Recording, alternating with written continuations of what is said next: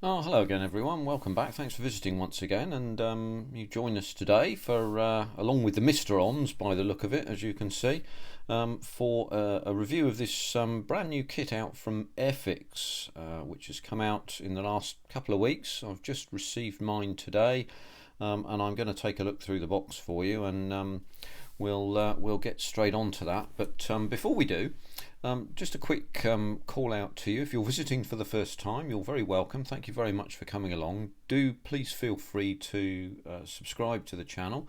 It doesn't cost you anything, but it does help the channel grow, which is I'd be most grateful for.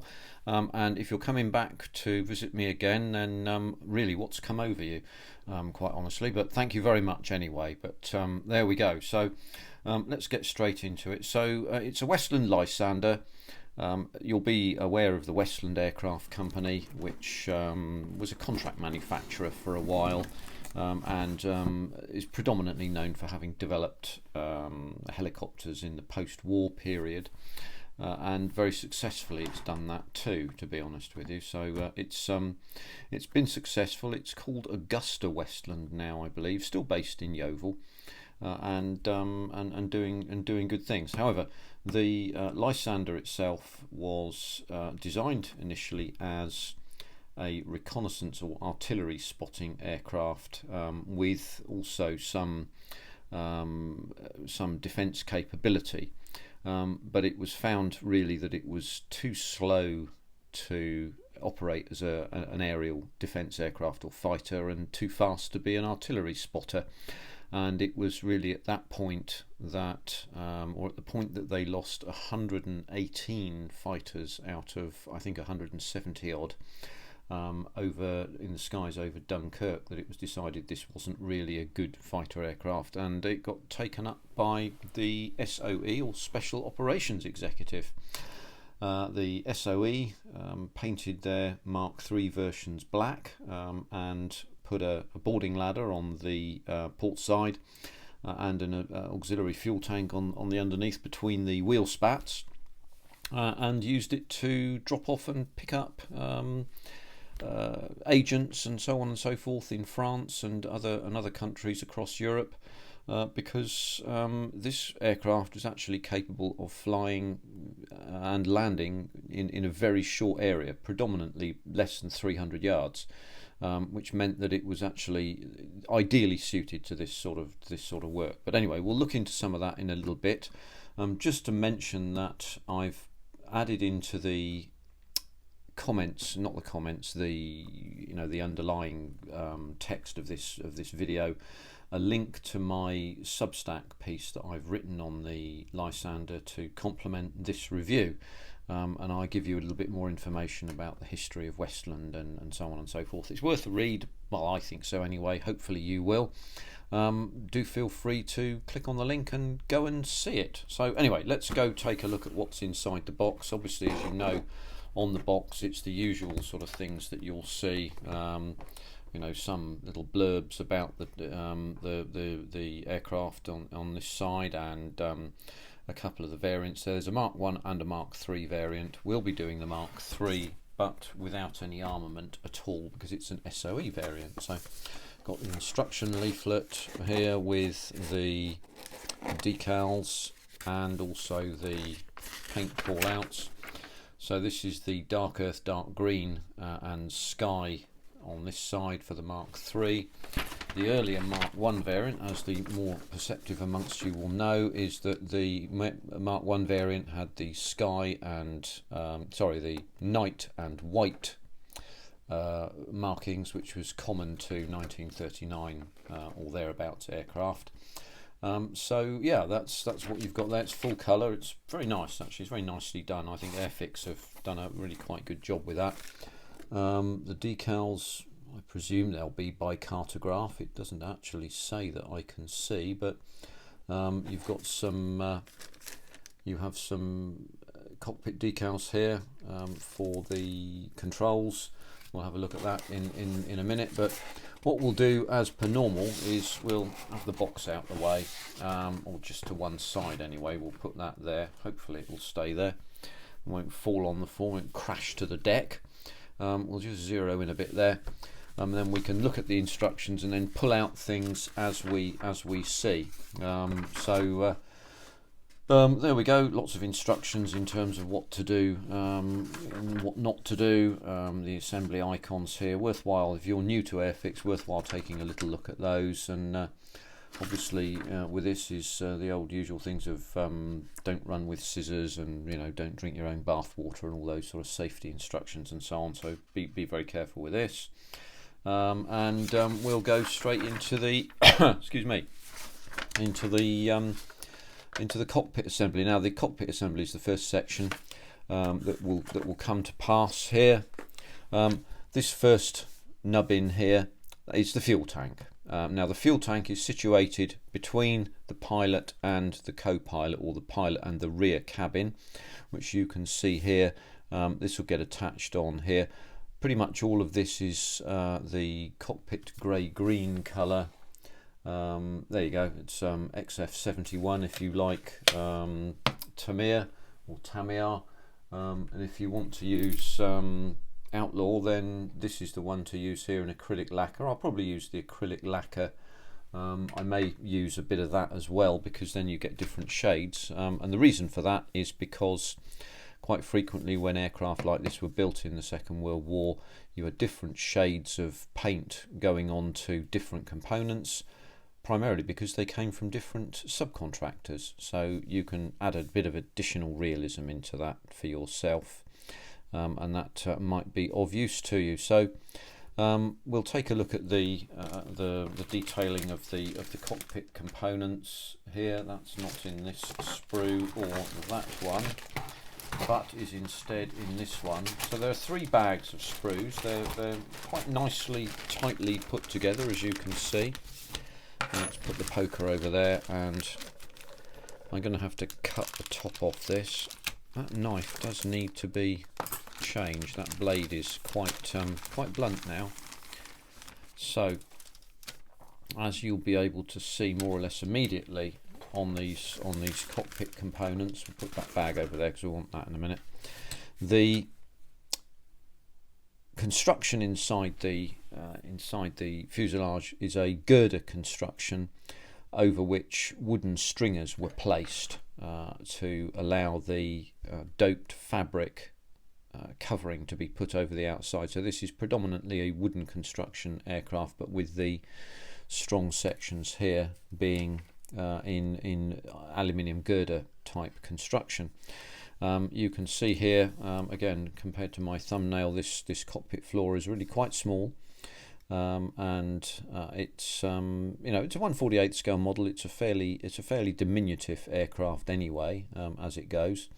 But there are several operations to put the side panels on here, and what you can see actually straight away is quite a lot of the components here. So this is the port side pilot section here, and what we can see is, and quite nicely collected, is the detail for, let's just pull this in here and we can see this in some more detail. There's some quite nice detail in the throttle quadrant here. So there should be 2 levers here. There's a throttle control and there's a mixture control. You can just about make out the mixture control, which is underneath, but that should have a little sort of lever that pokes out a little bit to allow that to be changed. There are 2 settings effectively for it, and that's the throttle lever there. But remember, it's a small kit, and it needs to you need to bear that in mind, and you're limited as to what detail you can get out of this, to be honest with you. So probably an out of the box build would be your best bet. There's a map pocket there, and so on. There's also another little squib nocket there. I don't quite know what that is. And then we move from that position. So this frame here, behind here, would be where the fuel tank is, and this approximately at this point here would be where the fuel gauge is. So the fuel gauge is actually not in the front of the cockpit, so the pilot has to turn his head round and crane round and look here. I would suspect that in the dark that would be really rather difficult to see. So you're going to have to be good at maths to be able to fly one of these things, because you need to make certain really that you're using maybe 30 litres an hour, something like that, and reckoning on what you've got left by a process of, as I've said, dead reckoning in some sense. You either reckon correctly or you're dead, perhaps, I don't know. But as you can see, the fuel tank here is installed in section 5, and then 6 we're adding in the rear gunner, as it were, for the Mark 1, the rear gunner's seat. I'll need to research properly whether the Mark 3 SOE variant had a seat of this kind, or whether they had a more proper seat, because apparently you could get 2 or 3 people into this thing. We'll see, but as you can see, we're adding in more detail, buttressing and strengthening here.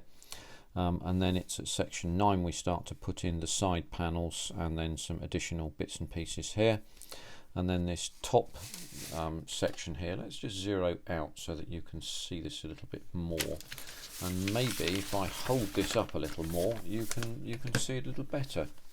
So as you can see, so we're close to completing this cockpit section here, and we're then looking at adding in this side D section here. This is this is C20, and we're adding some components D67 there, and D37. Now D37 goes into the rear cockpit panel, and there are some control boxes. Let's see if we can find the D sprue and take a look at that. And as luck would have it, D37 is just here. So nicely marked sprue marker there, that's easy to see. So let's look and see if we can find D37. D36 I found, but not D37, D34. Ah, here we go. D37. So let's have a quick look at that. Now that's very nice. That's been nicely detailed there, in the sense that this matches the original, or that you can see from the the original internals. These 3 sets of holes here, row of 2, row of 3, row of 3. That's exactly what it looks like in the actual aircraft. So well done, Airfix, on that one. Oh, the focus has gone. There we go. It's back again. Let's see if we can get that. There we go. And this looks reasonably accurate from what I can. I'm going from memory here, but actually, let's go see if we can get right in on that. Let's see if we can. Having some slight problems with focus here. Let's draw focus. There we go. Let's go in with the magnifier. That will give us a good opportunity to see it. Zero out a little bit and see if we can find out where that piece is. Oh, hello. Let's try that, and then get in slight. There we go.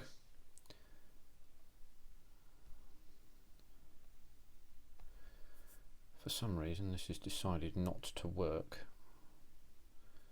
Ah, okay, so there we go. Right, now we're going to get in there a little bit more. There is even going down to, typical, isn't it? We've lost that, haven't we? There we go. There's even some detail of these little wires going in here. That's very interesting. That looks very nice. That's very nicely done. And I had anticipated there wouldn't be that level of detail, and there is. So again, well done, Airfix. Good for you. Just some little nodules to look out for here. As you can see, these little holes here sit in there, and then yeah, that works fine. That's absolutely as it should do, as I recall from looking at these before. And additional cockpit and aft details here. So this section here is where the rudder bar is, and that looks like it's moulded in one piece. This bar here is a strengthening bar that's put in between these 2 girder sections here, but it does allow the pilot something to put his foot on when he gets into the cockpit for the first time, so he can launch himself in there, because it's quite difficult to get into the cockpit of these because they're rather high up. And final bits of the framework here going in, as you can see, and then some counterbalance weights here. They would be adjustable, you could take them out, put them in, and so on. So there we go. And then we're into the cockpit seat here. You do have options for having a seat like this or a seat with belts on it. I don't think I'll use that one. I'll probably use this one and make some belts. I think that's probably going to look a lot better, because in actual fact the seat belts went up through the framework here, so that would not look particularly realistic. So there's a bit of framework up here that you can see, and the belts went either side of that. So that's one thing to look out for, so I think I'll change that. And this seat could be wound up and down in the cockpit to its fullest height, which afforded the pilot a good deal of additional view and an additional all-round vision, particularly when you consider that this this aircraft has a radial engine fitted, and we've talked about radial engines on some of my other videos and how little view you have. The Lysander was something of an exception, shall we say. Here's the pilot here. Let's call him Colin. I won't be adding Colin in. Congratulations to all of you called Colin. And you've got some seat options here for the armrests. They can be up or down, as you can see. So again, it's this goodly amounts of detail going into this, and we're at section 20 before we're starting to put this put the seat in and pretty much complete things. So you've got to have your wits about you here to make certain that you get this seat sighted correctly. Worthwhile spending a bit of time to do that. The control column, the spade grip, doesn't go in until this stage, this fairly late stage. So that's D32. It gives you some information on painting here. So this was an aluminium section. That's the brake lever.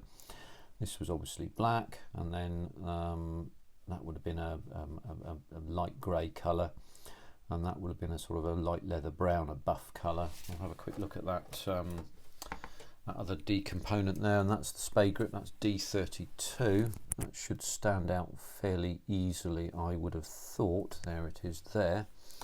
And once again we can see some good detail in amongst this. So that lever, as you can see, we'll go in with the magnifier, shall we? Let me go in like that, and then we can,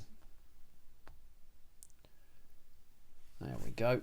As you can see, that that lever is in front of us here.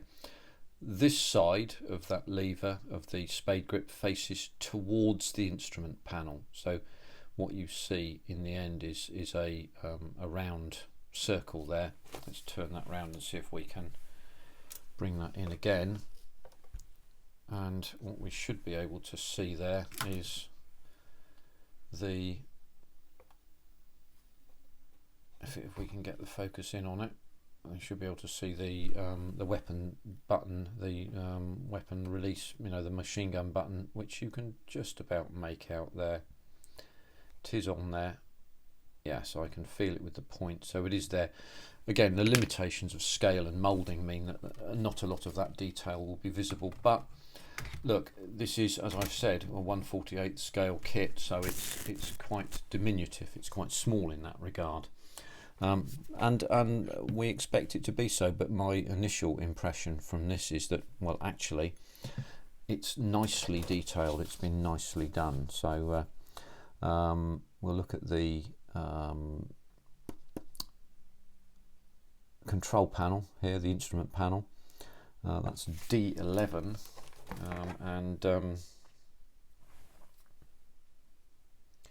So D11 is there. Again, we'll come in under the magnifier because we can show you a couple of salient points there. Again, we'll just go in. Oh, I see the brightness control is, I don't want that there. I don't even want it there really. There we go. So we can see now. Let's hold this up the right way so that you can see it properly. Get the pointer out. Standard RAF flight control panel here with the blind flying controls here that you can see. So you would have turn and slip indicator. That's the wrong size, I think. You would then have artificial horizon and so on. I forget the exact orientation. I've mentioned it in other videos, but I can't completely remember.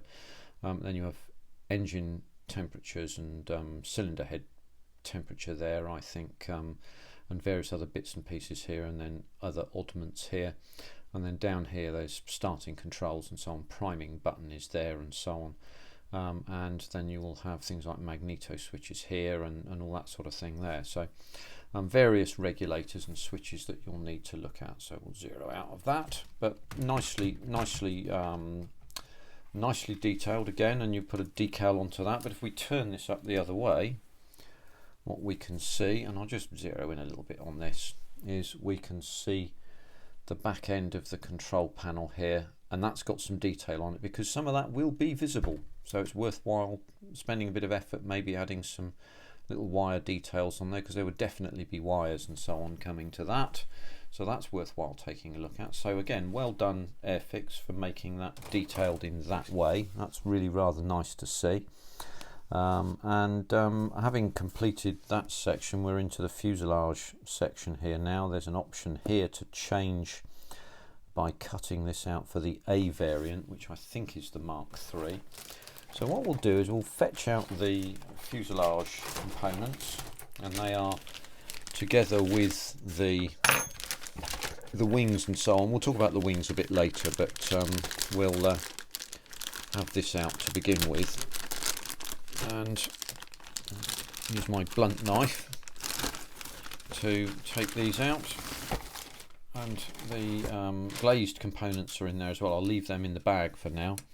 We'll come back to the wings in a minute, and we'll just have a quick look at the components here. Now, the first thing that becomes obvious as you look at this is that the surface detailing has been very nicely rendered. This doped fabric side panel here, which is very visible on the complete model, is very nice looking indeed. I think the light does it some justice, and you can see the texture of that very well. That will look very nice underneath some paint, I don't have any doubt about that. You can see the cockpit slider for the rear cockpit there, so you can introduce various bits and pieces into this. There's some access panels to put in there, that's for your counterbalancing and all sorts of other things. And this is for the tail. Now, a word on the tail is that the elevator authority on this particular aircraft was not particularly good. Now, what that means is that when you push the stick forward or pull it back at various speeds, the elevators didn't work particularly well. What this meant was that in order to be able to land the aircraft, you needed to be able to control the attitude to trim the aircraft. You need to control the attitude of the entire tailplane, so it had what's called a variable incidence tailplane. So the whole thing went up and down, and that was controlled by a wheel on the port side of the cockpit. And it took about 30 seconds to wind the lever from flying to landing, or flying to, so on and so forth. So it was something that you absolutely had to make certain that you had right when you did your pre-flight checks, because if it wasn't working, you weren't going flying in this aircraft, because you're going to get yourself into some trouble. So let's look over the side here. Now, looking in here, there are some ejector pin markings. I'm not clear whether they're going to get in the way of the model. They're probably not going to be visible because you've got that big framework in the way, but I might take the time to cover them up with some putty and sand them to smooth them, because if you wanted to, you could put stringers in here, because the wooden stringers would be what the framework, would be the framework that everything was laid over. So that you might want to detail that. I shall give consideration to how I deal with that at some point. So yeah, moving on, there are some additional bits and pieces. That's I don't know what that is. I'm not going to try and deceive you. It's not an exhaust port, by the way.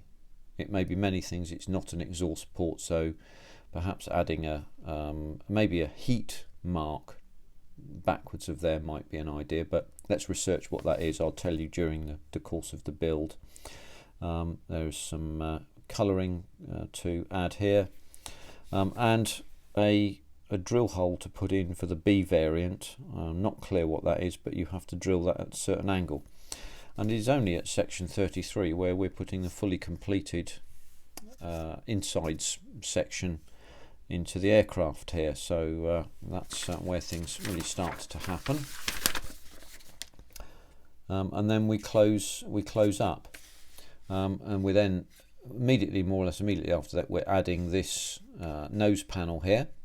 And this nose panel, as you can see, this is the gun sight mount. Now the gun sights on these were reasonably primitive in the sense that there was a sight in the aircraft itself, and then there was a little pin that poked up there that you squinted down so that you lined up your shot. We won't be bothering with that because the aircraft didn't need it. And as we move on to putting the bottom panels in, there's a we need to set for the B variant, we need to see step 107. I'm just going to work out what the B variant actually is for a minute without hurting my Corsair, which is just over in that corner there. The B variant is the Mark III. So the Mark III builders will need to pay attention to this section 36 here, and then we're into the undercarriage addition here. And then the elevators. So as I said, variable incidence elevators, and we even get a bit of information about how the elevators looked for flying and for takeoff and landing in that section there, and then the flying position here, as you can see. So it's what's called a variable incidence tail, perhaps a forerunner of an all-flying tail, who knows. You be the judge. I think I'd need to do some research. And then we're looking at final flight surfaces and so on here, and then we're into a number of options for the wheel spats. The A variant has open wheel spats. I think the B variant has closed wheel spats, and this aircraft was actually rather difficult to steer on the ground, even though the rudder gave authority right down to pretty much walking pace. There was an air brake system that allowed you to be able to brake one side, one wheel on one side and one on the other, so that you could steer around corners. But it was a difficult thing to steer on the ground. But there we go. So undercarriage there. B variant with the bomb cradles. Again, I won't be putting those on. The SOE variant didn't have that. So we'll be making some modifications away from the instructions here, according to Hoyle, and then fitting wheels and putting wheel covers on. They'll be going on for me. That's what we'll be doing there, and then we're pretty much there at that stage. And actually, it's interesting in terms of section 61. This gives you a good idea of just exactly how high up the pilot really was, and he really was quite high up. So you can see he's not tucked away down in the guts of the cockpit here. He was almost perched up away out of the top there.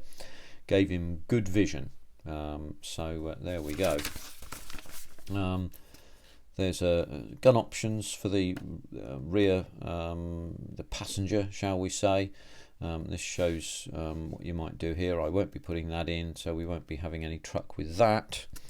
And then there's a significant option here for having the rear canopy open, which you might want to do if you're doing an SOE variant, because you could put it in a diorama, for example, and putting this gun in here in section 46. So we'll take a look at the clear parts. The rumours tell me that it is they are quite good. So get my blunt knife out and have a look at this again. There we go. And the film won't do them justice, it's fair to say, but I'm bound to say these components really do look rather good. They're rather nice. They're very clear, and they've been done very nicely, I would have to say. So not going to do anything more with that than show you that they exist, shall we say, in this particular case. And we'll just drop them away in there. I'm not sure what that's going to fit in. Got to be very careful with these sections here. And there we go. Put that in there. Drop that away over to the side there. And then we're pretty much there for the main fuselage. There's a lot to attend to with the canopies. It's definitely worthwhile taking a look at that. This is an inspection hatch here. Actually, I didn't realise that was a clear part. That's an inspection hatch. There you are. So, the wings on the Lysander were quite innovative, quite unique in fact, and we can see them here. So, they had fitted on the front and rear slats and flaps. So, slats are leading edge devices which promote lift at low altitude, as are flaps. The thing that was a bit of a gotcha for a lot of pilots was that these were automatic and they relied on low pressure above the wing in order to deploy, and they would deploy or begin to deploy at around about 110 miles an hour, and then they would come up and they would aid in lift for the aircraft at the low speeds. I think the stalling speed was around 70 miles an hour. The problem with slats is they promote a nose up attitude, and then you have flaps which promote a nose down attitude. So you could argue that the two things operating in conjunction with each other actually operate to level things out, but it made the characteristics of the aircraft in flight more difficult than you might perhaps want. It was, shall we say, counterintuitive, so it didn't operate precisely the way that you would expect. And I have mentioned this, I've touched on this briefly in my Substack piece, which you might like to read. But as you can see, we have the slats and flaps being fitted here. I believe you have the option to have them deployed or not. Now, if the aircraft is in the air and flying, then they would be shut away. If the aircraft is on the ground, then these slats would be open, they would be automatically opened. So it's as well to be aware of this particular fact. There we have really the remains of this, which is to drop the wings on, and then we might want to actually put an engine in, So there's a Bristol Mercury which fitted to the Mark 1s and Mark 3s. The Mark 2s had a Bristol Perseus engine instead, but you could detail some of this. There is going to be something visible here. I'm not sure I'm going to bother. On the actual engine itself, the tappets are open and visible from the back, so you can see the clearance is supposed to be about 5 thou or something along that line. But the other thing to know about this is that this front annular ring here was the exhaust ring. So this used to get very hot and would heat the air into the engine, but also heat the pilot alongside the oil cooler and so on, which was in the cockpit and or in with the pilot in the cockpit here, and immediately made things rather uncomfortable for the pilot, even perhaps when it was really very cold. But there we have it. Section 104, goodness me, 105, 112, 113 sections for installation of this kit, for the completion of this kit. That's a lot of sections, I have to say. Section 104 that's the gun sight there. As I say, for an SOE variant they didn't need one. Propeller installation, and then you're into the bombs and so on for the Mark 3, the B variant, the Mark 3, and some odd other bits and pieces. I'm not sure what this long line is here for. I'd need to research that, but when I do the build I will know. Completed bits and pieces, added in bits and bobs here. and you're then nearly done. Last thing to put in is the machine gun, depending on which one you want. So there we are. That, after 35 minutes, is the Westland Lysander, brand new model from Airfix, coming out this year. As you'll know, Airfix have got quite a lot of releases coming out this year, some of which I'm pretty sure I'll probably get hold of, and congratulations to them, I would say, on having put together quite an excellent kit. I think people are going to enjoy that.